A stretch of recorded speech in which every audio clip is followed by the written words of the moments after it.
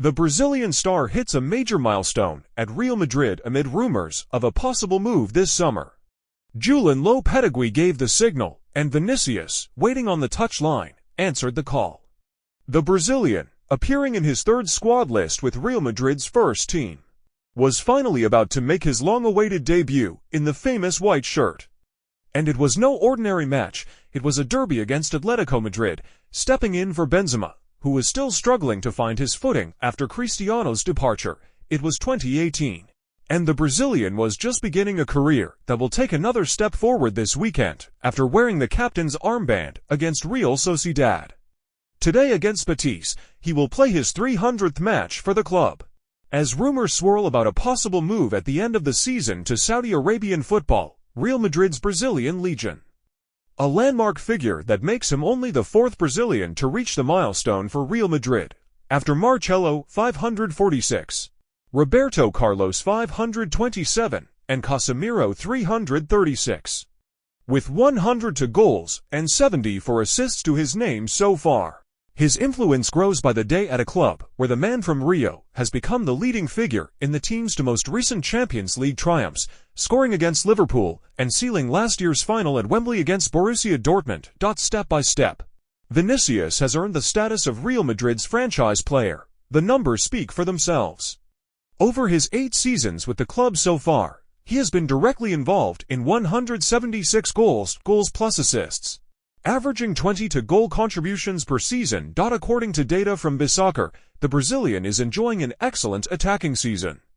His successful dribbling rate stands at 48.6%. His best ever rate came in his debut season in 2018-19. When he hit 54.01%, and his finishing remained sharp, with 41.86% of his shots hitting the target, almost identical to last season's 42%. But what sets him apart most is his leadership. He has played a decisive role in each of Madrid's last 14 trophies, whether through goals or assists, and today, in Seville, he's aiming to keep adding to those numbers. Real Madrid's packed schedule could determine whether their season ends in success or frustration, and Ancelotti's lineup questions are mounting. Real Madrid kick off today a grueling 15-day stretch that could go a long way in determining the success or failure of their season.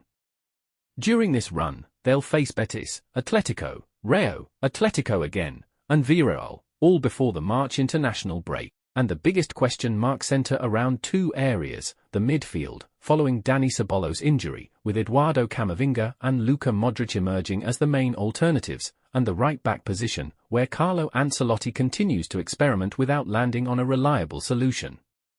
A right-back dilemma for Ancelotti. The clearest conclusion to emerge from Madrid's doubleheader against Manchester City was this: Federico Valverde is the most reliable option for big matches. But the Uruguayan is currently unavailable, leaving Ancelotti with 2 unconvincing options: Lucas Bosquez, a converted winger, and Asensio, a natural centre-back. And it's clear the coach has doubts over both of them. In San Sebastian, despite having Lucas available, Ancelotti opted to start Asensio at right-back, a gamble that backfired almost immediately. Real Sociedad winger Ander Barrenetxea gave him constant trouble throughout the first half, eventually drawing a yellow card. Worried about being reduced to 10 men, Ancelotti replaced him at halftime, bringing on Lucas, who handled Barrenetxea's threat far more effectively for the remainder of the match. Defensive or attacking options at Madrid too. Ancelotti struck a positive note when asked about the experiment. Asensio has the quality to play there. He's a very different type of right-back compared to Lucas and Valverde.